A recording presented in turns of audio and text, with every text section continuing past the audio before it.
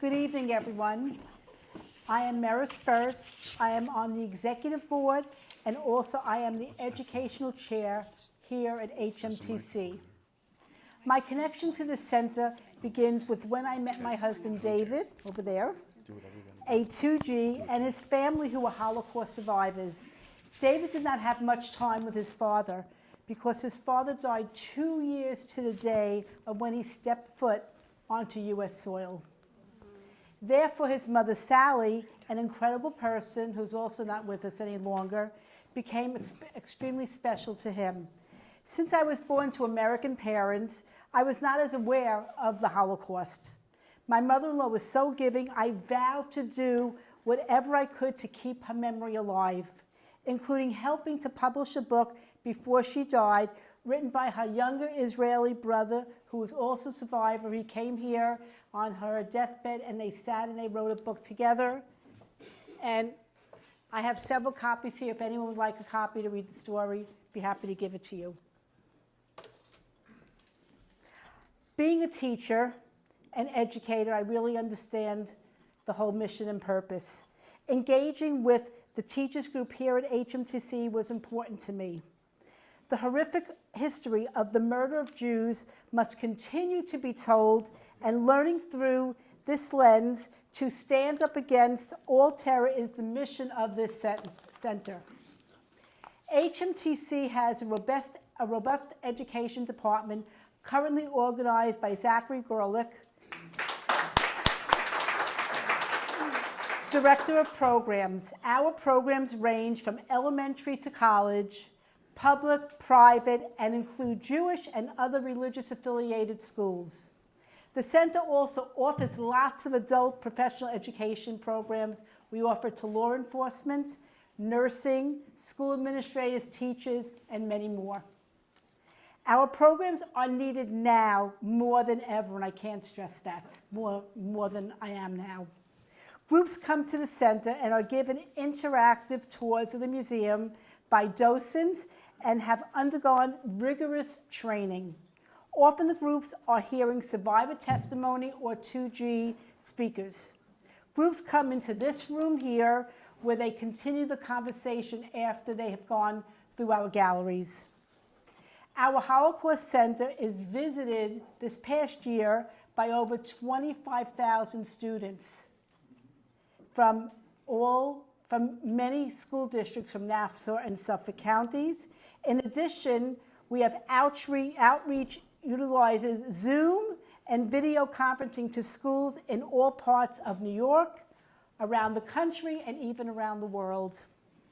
This spring, we have approximately another 125 programs scheduled by our staff and docents.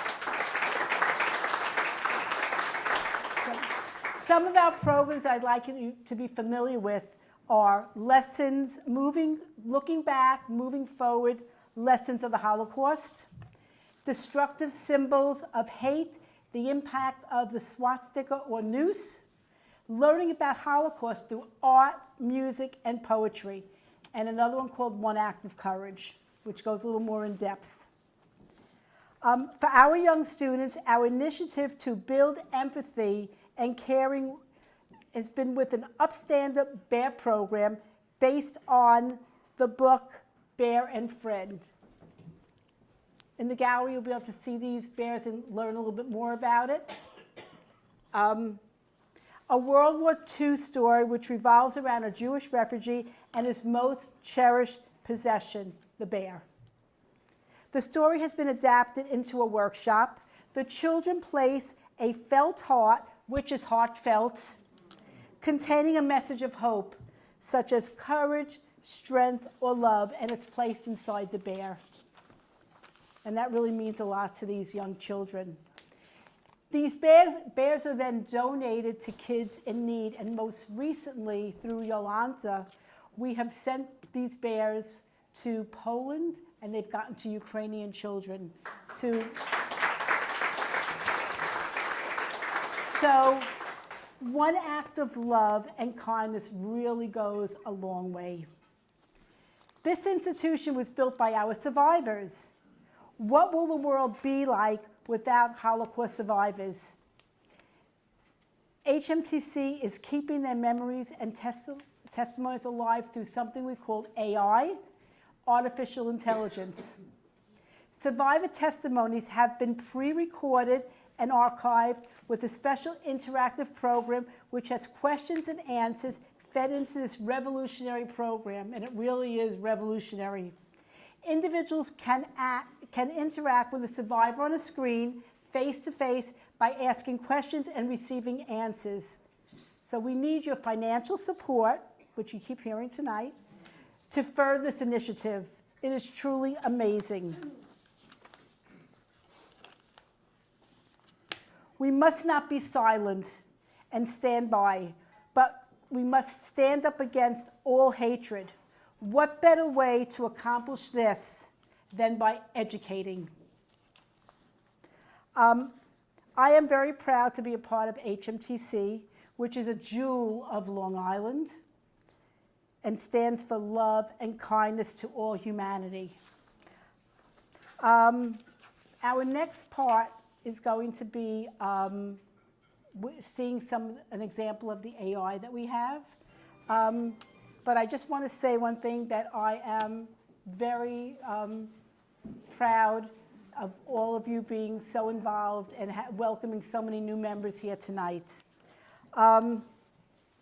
So our first one will be Ruth Mermelstein, one of our survivors who unfortunately passed away recently, and her testimony is really important, and luckily for AI and technology, we'll be able to view one of our examples. The question now Zachary is going to be asking, the question we're asking Ruth is, what are the most important lessons you've learned about humanity? What are the most important lessons you've learned about humanity? The most important lesson about humanity is to be kind to each other and look out for each other, and don't let people get away with nasty things and terrible stories.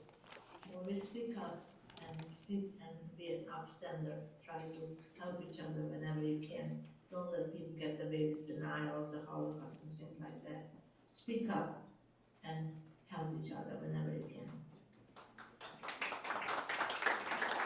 Now, there are many questions. We're not going to spend, a lot of time going through so many. There's so many questions that we've presented in this AI. But the next one we have is Alex Constantine, who's here tonight with his family. Alex was a young child, constantly on the run, who survived many obstacles, and with help from family, he miraculously survived. So we're very grateful that you're here with us tonight. So the question that was asked is, talk about what scares you. Talk about what you are afraid of. As a Holocaust survivor, I'm really afraid what's going on now here in the land of democracy, the United States. It seems that freedoms are taken away from us. Anti-Semitism is growing. And I don't know when it will stop. And it scares me. Thank you. So before we have one more part of this program, can all the docents please stand that are here tonight?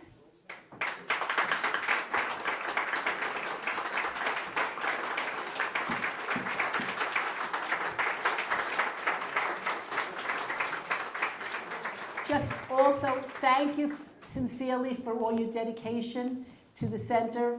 We really greatly appreciate it. Tonight, instead of having full tours of the museum, the docents will be stationed in various parts of the gallery, and you will have the opportunity to discuss the parts of the gallery that you may be interested in, and also to learn more about the different sections by a particular docent. So please feel free at the end of this program to wander around inside the museum. And also, there'll be in the back room, there's some examples of the bears and photographs. So please, make sure to stay and view some of our exciting things that we have to offer. Thank you again for coming here tonight.